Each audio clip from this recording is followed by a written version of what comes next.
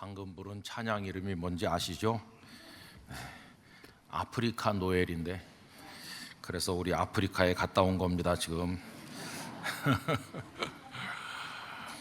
근데 우리 주님은 우리의 주님이시고 아프리카 사람들에게도 주님이시고 세상 모든 사람의 주님이신 줄 믿습니다.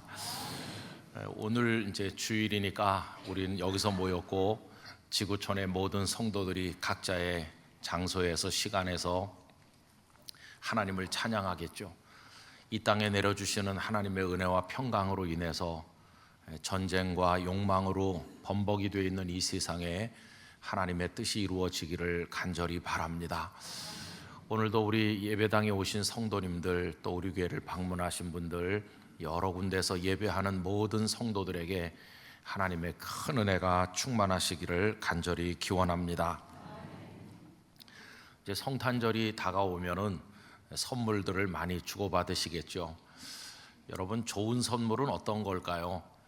언젠가 사극을 봤는데 한 여성이 자기가 사랑하는 남성이 처음으로 관직에 나가게 되니까 그 벼슬하는 사람이 입는 관복을 손수 만들었는데 무려 6달 동안을 한 땀 한 땀 이렇게 바느질을 해가지고 그래서 그걸 정성껏 전달해 주는 거예요. 야, 6달이나 정성을 쏟아가지고 전달해 주는 선물 참 감동적이지 않습니까? 좋은 선물은 뭐 값이 비싸서 좋은 선물이라기보다는 받는 사람에게 요긴하면 좋은 선물이겠다. 그리고 거기 정성이 담겨 있으면 금상첨화겠다 하는 생각을 해봅니다. 그래서 정성을 쏟아서 오래 준비하면 할수록, 그리고 또 받는 이에게 요긴하면 요긴할수록 좋은 선물이라고 한다면 지구상에 존재했던 앞으로 존재할 모든 선물 중에서 최고의 선물이 뭘까 생각을 해보면 하나님께서 우리에게 주신 선물입니다. 하나님께서 우리에게 주신 선물은 준비 기간도 굉장히 길고 요긴한 것으로 따지면 우리에게 둘도 없이 요긴한 선물, 그걸 주께서 우리에게 주셨거든요. 여러분, 하나님께서 우리를 사랑하셔서 보내주신 선물 다름 아닌 생명의 구주 예수님이십니다. 예수님이 최고의 선물이십니다. 오늘 2부 예배 함께하는 여러분들에게 이 예수님이 하나님이 나에게 주신 최고의 선물이시다, 이렇게 깨달아지시고 받아들여지시고 선물을 받은 기쁨이 여러분들에게 충만하시기를 간절히 바랍니다. 예수님께서 이 땅에 나신 것 자체가 기적입니다. 여러분, 오늘 말씀 16절 우리 같이 읽어보겠습니다. 야곱은 마리아의 남편 요셉을 낳았으니 마리아에게서 그리스도라 칭하는 예수가 나시니라. 여기 예수가 나시니라, 이게 기적이에요, 기적. 왜 그러냐면 이 한마디 속에 너무도 온전하고 진하고 말로 표현할 수 없는 하나님의 사랑이 다 들어있기 때문에 예수가 나시니라가 하나님의 사랑의 표현이거든요. 이런 사랑을 우리가 받을 자격이 없는데 최고의 사랑을 하나님께서 예수님 안에 담아서 우리에게 보내셨기 때문에 예수가 나시니라, 이 자체가 기적 같은 일입니다. 또 그 예수님께서 이 땅에 오셔서 우리에게 생명의 구주가 되시기까지 그 중간 과정을 살펴보면요, 얼마나 많은 위기가 있었고 아슬아슬한 과정이 있었나 이걸 알 수 있는데, 그 모든 방해에도 불구하고 하나님의 멈춤이 없고 그 무엇에도 막히지 않으시는 집요한 사랑으로 인해서 예수님의 구원이 우리에게 임한 것을 생각해 보면 이거 정말 기적 같은 일이 아닐 수 없어요. 여러분, 우리가 12절부터 읽었습니다마는 어디서 시작이 됐느냐 하면은 그 2절에서 이렇게 시작되잖아요. 아브라함이 이삭을 낳고에서부터 시작하잖아요. 그런데 이 아브라함이 이삭을 낳고가 짧은 구절인데 이게 쉬웠습니까? 시작부터 어려웠어요. 아시잖아요. 아브라함이 가나안에 갈 때 나이가 75세였는데 이삭을 낳은 게 아브라함이 몇 살 때입니까? 100살이거든요. 25년 25년이라는 기다림이 있었고 25년 동안에 하나님을 바라봤는데 그만 마음이 약해져서 하갈이라는 여자를 통해 이스마엘을 낳는 이런 불신앙의 실수도 저지르기도 했고, 그럼 많은 우여곡절이 있은 끝에 100살 되었을 때 이삭이 태어났어요. 이야, 그 첫 번째 단계부터 어려웠구나. 아브라함이 이삭을 낳고 하는 그 자체도 아주 어려웠다는 것을 알 수 있어요. 이래서 이삭은 야곱을 낳고 야곱은 또 그 12아들을 낳고 하면서 낳고 해서 쭉 내려와 가지고 예수가 나시니라로 이어진 거거든요. 그러니까 이 과정이 얼마나 어려운 과정이었는가 하는 것을 우리가 알게 되는 것이죠. 여러분, 이게 다가 아닙니다. 요즘 우리나라는 출산율이 끝을 모르고 내려가고 있어서 온 국민들의 큰 근심이 되고 있습니다. 이 출산율을 좀 올리기 위해서는 출산과 양육과 교육 환경이 획기적으로 개선되지 않으면 안 될 것이고, 우리 국민 의식이 생명의 소중함, 가정의 소중함을 깨닫고 그것에 마음을 두는 쪽으로 바뀌어져야 될 텐데 아마 상당한 노력이 필요하겠죠. 몇 푼의 격려금을 줘가지고 해결된 문제는 아니라고 생각합니다. 근본적으로는 교육부터 그래야 이 문제를 해결할 수 있다고 생각합니다. 자, 그런데 자녀를 낳아서 키우기에 어려운 환경이 여러 가지 있겠지만은 가장 어려울 땐 언제일까요? 아마도 전쟁터가 아닐까. 그리고 그 전쟁 와중에 나라가 멸망해가지고 만약에 포로로 끌려간다면 그런 상황에서 자녀를 출산하여 키운다는 게 쉽겠습니까? 극한의 상황이겠죠. 그런데 오늘 읽은 말씀 중에 12절은 바로 그럴 때도 낳고 하는 게 멈춤이 없었다는 걸 말해주는 거죠. 여러분, 오늘 말씀 12절은 거기 여고냐가 스알디엘을 낳았다는 이야기거든요. 이 여고냐가 누구냐 하면 여호야긴 왕을 말하는 것입니다. 바벨론의 느부갓네살 왕이 남한국 유다를 3번이나 침공한 끝에 BC 586년에 완전히 멸망을 했는데 두 번째 침략했을 때가 BC 597년입니다. 그때 유다의 왕은 여호야긴이죠. 겨우 나이 18살, 왕 된 지 이제 불과 석 달. 그런데 바벨론 군대가 왔어요. 그리고 그를 끌어내렸어요. 이 비참한 상황이 열왕기하 24장 8절 앞부분에 나옵니다. 여호야긴이 왕이 될 때 나이가 18세라 예루살렘에서 석 달간 다스리니라. 왜 석 달밖에 못 다스렸을까요? 바벨론 군대가 그를 끌어내렸으니까. 그리고는 그의 숙부인 시드기야를 왕으로 세우고 이 어린 여호야긴을 바벨론 땅으로 끌고 갔거든요. 포로가 된 겁니다. 포로로 끌려가서 무려 37년을 감옥에 있었는데 37년 만에 풀려났습니다. 그 이야기가 열왕기하 25장 27절에 다음과 같이 나옵니다. 유다의 왕 여호야긴이 사로잡혀 간 지 37년 곧 바벨론의 왕 에윌 무로닥이 즉위한 원년 12월 그달 27일에 유다의 왕 여호야긴을 옥에서 내놓아 그 머리를 들게 하고. 18살에 끌려가서 37년을 감옥에 있었으면 55세잖아요. 물론 이 기간 동안에 우리가 생각하는 요즘의 감옥 같은 그런 감옥에 있었는지 아니면 좀 느슨한 연금 상태에 있었는지 모르지만은 극한의 상황인 것만은 틀림없잖아요. 여러분, 그 와중에 무슨 자녀를 낳아서 키우겠습니까? 완전한 절망의 상황인데요. 근데 오늘 말씀은 여고냐는 그 상황에서도 스알디엘이라는 아들을 낳았고 스알디엘은 또 수룹바벨이라는 그 다음 아들을 낳았다는 거예요. 여러분, 12절 말씀을 우리 같이 읽어보겠습니다.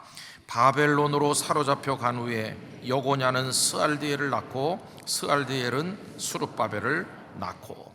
이 속에 그 낳고 눈물 흘리면서 피눈물을 흘리는 그 상황에서도 포기하지 않고 그 다음 대로 생명을 낳아 이어가는 이 속에 흐르고 있는 하나님의 집념, 하나님의 사랑이 느껴지질 않습니까? 하나님은 끊어질 뻔했던 이거를 계속 이 고리가 끊어지지 않도록 이어나가서 낳고 한 끝에 드디어 오늘 아까 읽은 말씀처럼 예수가 나시니라, 거기까지 이르게 하신 것이. 만약에 그 중에 한 사람이라도 낳기를 포기했다면, 그래서 모든 것을 다 내려놓았다면 이 대를 이어내려가는 게 끊어졌을 텐데, 예수님께서 아브라함과 다윗의 자손으로 나신다고 하는 이 말씀이 성취되지 못했을 텐데, 끈덕지게 낳고를 이어나간 끝에 드디어 하나님의 최고의 선물이신 예수님께서 우리에게 탄생하여 오신 것입니다. 이 끊어지지 않게 이어지는 이게 어떻게 가능한 것입니까? 그게 바로 하나님의 집념이, 반드시 이루고야 말겠다는 하나님의 열심이, 그 속에 흐르고 있는 하나님의 사랑이 이루어낸 성취인 것입니다. 그래서 예수님은 이 땅에 오신 것이죠. 여러분, 예수님께서 이 땅에 탄생하신 것으로 우리에게 선물로 오신 그 모든 게 다 성취되었는가? 아닙니다. 거기서부터 시작하는 거나 마찬가지예요. 그 예수님 이 땅에 나시는 과정이 그 다음에 나오는데, 어떤 위기가 있었습니까? 마리아가 성령으로 잉태돼서 배가 불렀는데, 이 사실을 정혼자인데 아직 같이 살지 않는 요셉이 알게 됐잖아요. 요셉은 이 모든 것을 원점으로 되돌리고 파혼할 수도 있고 아주 심각한 결과를 가져올 수도 있는데, 주의 사자가 그에게 나타나서 나실 아기가 성령으로 잉태됐고 그 이름을 예수로 할 텐데 자기 백성의 죄에서 그들을 구원할 자라는 걸 미리 알려줬고, 요셉은 그 현몽에 순종해서 마리아를 데려왔잖아요. 그때도 큰 위기였는데 하나님은 그게 이어나가도록 하셨어요. 여러분, 오늘 본문 18절에서 21절을 보십시오. 예수 그리스도의 나심은 이러하니라. 그의 어머니 마리아가 요셉과 약혼하고 동거하기 전에 성령으로 잉태된 것이 나타났더니 그의 남편 요셉은 의로운 사람이라 그를 드러내지 아니하고 가만히 끊고자 하여 이 일을 생각할 때에 주의 사자가 현몽하여 이르되 다윗의 자손 요셉아, 네 아내 마리아 데려오기를 무서워하지 말라. 그에게 잉태된 자는 성령으로 된 것이라. 아들을 낳으리니 이름을 예수라 하라. 이는 그가 자기 백성을 그들의 죄에서 구원할 자이심이라 하니라. 큰 위기가 왔는데 요셉이 순종한 거예요. 그 18절 앞에 예수 그리스도의 나심은 이러하니라 이렇게 시작하는데, 저에게는 이렇게 들려요. 예수 그리스도가 이 땅에 나시는 게 쉬웠는 줄 아느냐? 너희들에게 구원의 선물로 오시기까지 그게 간단하질 않았다. 예수 그리스도께서 탄생하는 과정에 얼마나 위기가 많았는지 아느냐? 한번 들어보겠니? 이렇게 해서 예수님이 태어나셨단다 하고 우리에게 말씀해 주는 것처럼 들립니다. 여러분, 예수님이 이 땅에 나신 것은 결코 간단한 게 아니었어요. 그것뿐입니까? 베들레헴에 예수님이 탄생하셨는데 당시 분봉왕인 헤롯이 베들레헴의 아기들을 모조리 다 죽이려고 했고 죽였지 않습니까? 그런데 하나님은 예수님을 애굽으로 옮기셔서 그 칼날로부터 구원받게 하셨고, 그때도 얼마나 위험한 위기입니까? 건져내셨고 그 위험들이 사라진 다음에 나사렛으로 가셔서 나사렛 예수님으로 자라나게 하셨습니다. 우리의 생명의 구주 예수님을 위협하는 모든 그 어려운 장벽들을 하나님은 다 헤쳐나가도록 이끄신 것을 볼 수 있어요. 그러면 예수님이 나사렛 예수로 이렇게 성장하셔서 어른이 되시기까지 자라나신 것만으로 그분이 우리에게 선물이 되시는가? 아닙니다. 진짜 어려운 과정이 남아있는 거죠. 여러분, 예수님 이 땅에 왜 오셨나요?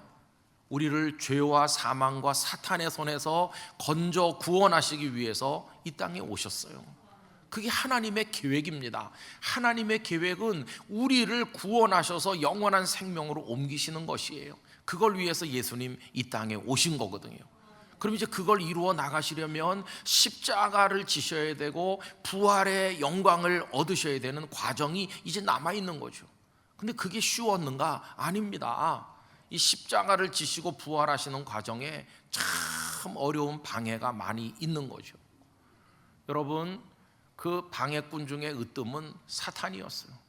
사탄은 예수님께서 사람들에게 박수 받으시고 환호를 받으시는 거는 막지 않았어요. 사탄도 박수를 쳤어요. 예수님 왕이 되십시오. 영광을 얻으십시오. 백성들에게 박수갈채를 받으십시오. 저도 박수합니다. 사탄이 그렇게 하는 거예요. 그런데 예수님께서 영광을 받으시는 것은 막지 않는 이 사탄이 길을 쓰고 발악을 해서라도 막으려고 하는 게 뭐냐 하면 예수님께서 십자가 지시는 것, 그것만은 막으려고 하는 거예요. 사탄의 목적이 뭘까요? 우리들을 사로잡아 영원한 멸망의 무저갱으로 지옥으로 몰고 가는 게 사탄의 목적이에요. 우리가 구원받지 못하게 하는 거. 그런데 우리가 구원을 받아야 될 이유가 무엇입니까? 죄 때문에 그렇게 된 거잖아요. 그럼 예수님께서 우리를 구원하시려면 죄를 해결하셔야 되는데 어떻게 해결하시는 겁니까? 십자가에서 우리가 받아야 될 형벌을 대신 받으시고 보배로운 피를 흘려 우리의 죄를 맑고 깨끗하게 씻기심으로 죄를 해결하시는 건데, 그러니까 예수님이 십자가를 지시면 구원의 길이 열리는 거잖아요. 구원의 길이 열리면 사탄은 자기 목적을 이루지 못하잖아요. 그러니까 예수님이 십자가 지시면 절대 안 되는 겁니다. 그래서 이 사탄은 집요하게 예수님께서 십자가 지시지 못하도록 방해하는 거죠. 전에도 말씀드린 것처럼 마태복음 16장에서 예수님 처음으로 제자들에게 말씀했잖아요. 내가 이제 예루살렘에 가면 사람들에게 붙들려서 죽게 될 거다, 그리고 살아날 거다 말씀하셨는데 그 전에는 한 번도 그런 말씀 한 적이 없었습니다. 근데 죽음을 언급하시니까 베드로가 강력하게 항의하면서 막았거든요. 절대로 그런 일이 있으면 안 된다고 예수님에게 항의하면서 가로막았거든요.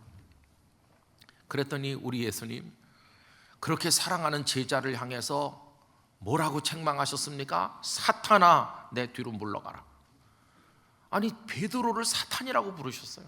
그 이유가 뭡니까? 사탄의 목적이 예수님이 죽지 못하도록 십자가 못 지도록 하는 게 사탄의 목적인데, 지금 베드로가 하는 말이 사탄의 대변인 같이 말하고 있잖아요. 네가 어쩌면 사탄처럼 말하니? 네가 사탄이로구나. 이렇게 예수님 꾸지람하신 거예요. 그러면서 그 다음에 하시는 말씀이 내가 하나님의 일은 생각하지 아니하고 사람의 일만 생각한다고. 하나님의 일, 하나님의 계획이 무엇입니까? 하나님의 계획은 우리를 구원하시는 겁니다. 그래서 예수님은 십자가에서 우리 죄를 해결하시고 부활하심으로 영생의 길을 열어 놓으시는 거죠. 근데 그게 하나님의 일인데 너 베드로는 하나님의 영원하신 계획은 요만큼도 생각하지 않고 오로지 너희들의 욕심만 생각하는구나, 이렇게 꾸지람하신 거죠. 여러분, 이렇게 사탄은 예수님께서 십자가를 지시지 못하도록 방해했지만 우리 주님은 십자가에 달리셨어요. 사탄이 얼마나 집요한지 예수님께서 십자가에 달리신 이후에도 포기하지 않고 예수님 십자가 밑에 조롱하는 사람들의 입을 통해서 뭐라고 말합니까? 네가 만일 하나님의 아들이거든 지금이라도 내려오라. 그러면 우리가 믿겠노라. 예수님께서 십자가에서 뛰어내려오시면 우리의 형벌은 누가 대신 지며 그 보혈이 없으면 우리 죄는 무엇으로 씻으며 죄가 해결되지 않으면 죽음은 어떻게 해결하는 것이겠어요? 예수님은 끝까지 십자가에서 매달려 피 흘려 죽으심으로 우리의 형벌을 대신 받으셨고 우리의 죄를 깨끗이 씻는 보혈의 은혜를 우리에게 주심으로, 그래서 우리가 구원받게 된 거 아닙니까? 그리고 죽음의 권세를 이기고 생명으로 부활하심으로 저도 여러분도 영생의 부활을 얻게 해 주신 것입니다. 이게 예수님께서 하신 일이었어요. 이거를 가로막기 위해서 사탄이 얼마나 방해를 했는지. 그래서 예수님은 생명의 구주가 되신 것이.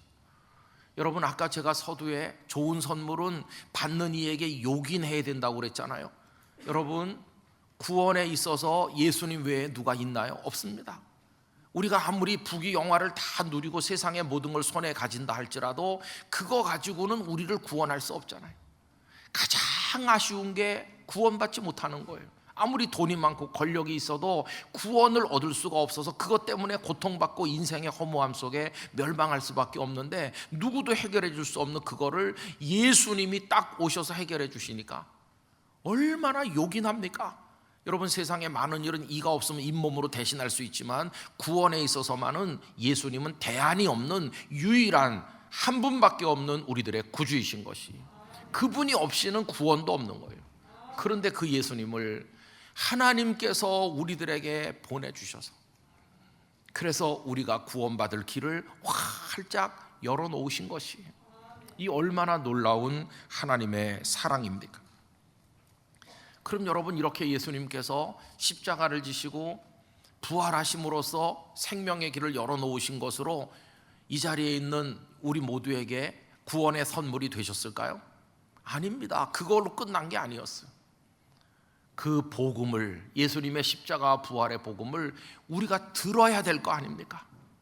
그래서 하나님은 지나간 2000년 동안 이 복음이 온 세상에 전해지도록 선교사들을 세우셨고, 그들은 생명을 내놓고 가는 데마다 복음을 전한 끝에 이 땅에 복음이 전해지게 하셨고, 그 복음이 저와 여러분의 귓전에도 들리게 하심으로 우리가 예수님이 어떤 분인지를 알도록 이끌어 주신 것이었어요.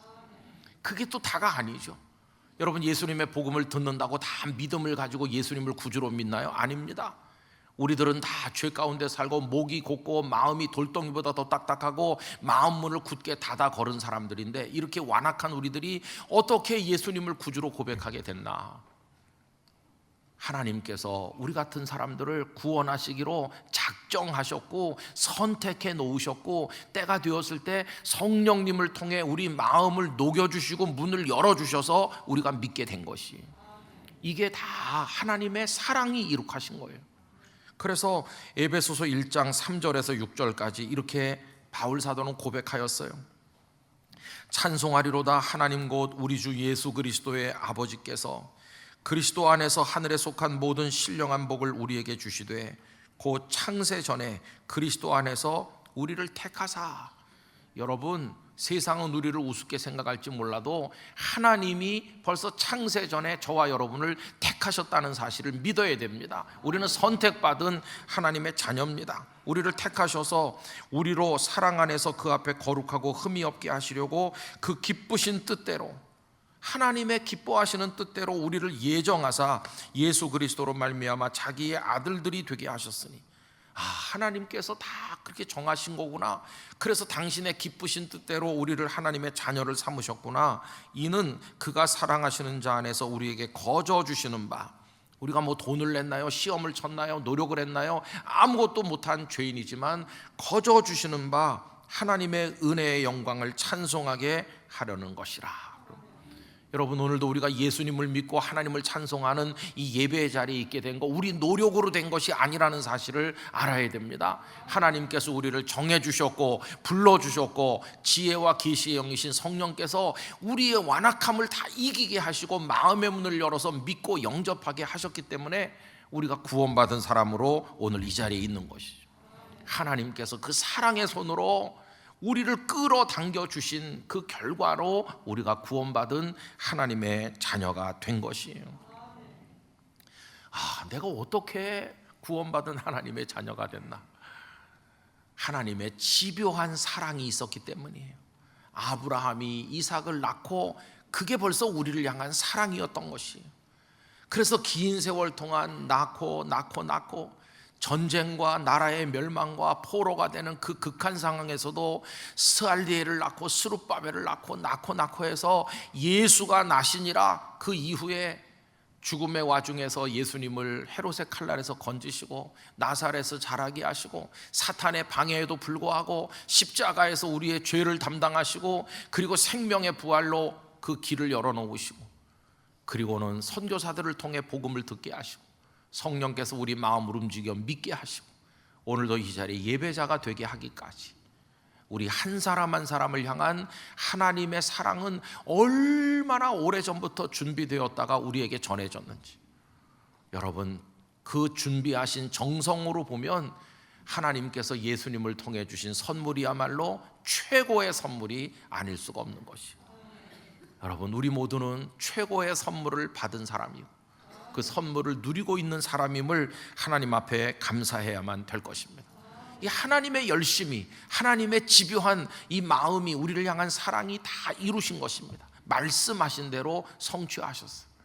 그래서 오늘 본문 22절 23절이 이렇게 되어 있죠. 우리 다 같이 읽겠습니다. 이 모든 일이 된 것은 주께서 선지자로 하신 말씀을 이루려 하심이니, 이르시되 보라 처녀가 잉태하여 아들을 낳을 것이요 그의 이름은 임마누엘이라 하리라 하셨으니 이를 번역한즉 하나님이 우리와 함께 계시다 함이라. 할렐루야. 저는 오늘 예배에 함께 하신 성도들의 마음에 하나님의 사랑이 흘러넘치기를 축원합니다.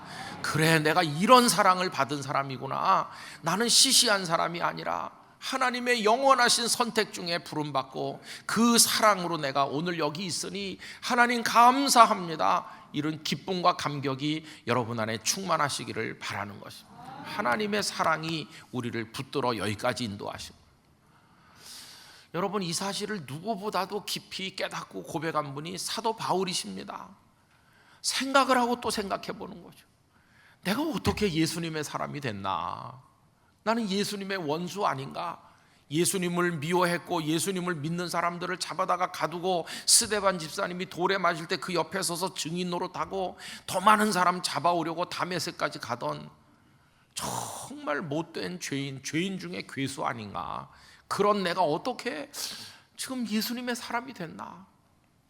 생각하고 또 생각할수록 답이 다른 게 없는 거예요. 아무리 생각을 해도 자신이 예수님의 사람 된 것은 하나님의 사랑밖에 없는 거예요. 그분이 나를 사랑하셨구나. 하나님이 나를 사랑하셔서 나같이 완악한 죄인을 하나님의 자녀로 구원받게 하셨구나. 그 사랑 앞으로도 내게 주어질 줄 믿습니다.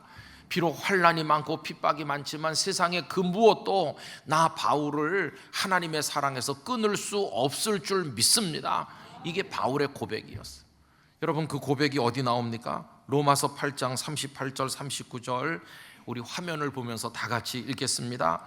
내가 확신하노니 사망이나 생명이나 천사들이나 권세자들이나 현재일이나 장래일이나 능력이나 높음이나 깊음이나 다른 어떤 피조물이라도 우리를 우리 주 그리스도 예수 안에 있는 하나님의 사랑에서 끊을 수 없으리라. 아멘. 그 무엇도 하나님의 사랑에서 우리를 끊을 수 없을 줄 믿습니다. 장래일도 끊을 수 없을 것이고 그 어떤 것도 우리를 하나님의 사랑에서 끊을 수 없고 우리를 향해 쏟아부으시는 하나님의 사랑을 막을 자는 아무도 없을 줄 믿습니다. 지금까지 받은 사랑이 클 뿐만 아니라 앞으로도 주님 나라에 이르는 그날까지 하나님은 끝까지 우리를 사랑으로 인도하실 걸 믿습니다. 여러분이 하나님의 사랑에 대한 확신을 가지시기를 바랍니다. 지금도 고단한 인생 사시고 어려움이 많으시고 눈물을 흘리는 성도가 많아요. 가끔씩 어려운 성도들을 만나보면 그냥 제 앞에 와서 앉자마자 눈물부터 쏟아지는 분들도 있어요.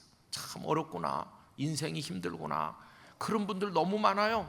그러나 여러분 우리 눈에 눈물 마를 시간이 없는 어려운 인생을 살지만 우리 낙심하지 않는 것은 하나님이 우리를 사랑하고 계시기 때문이에요.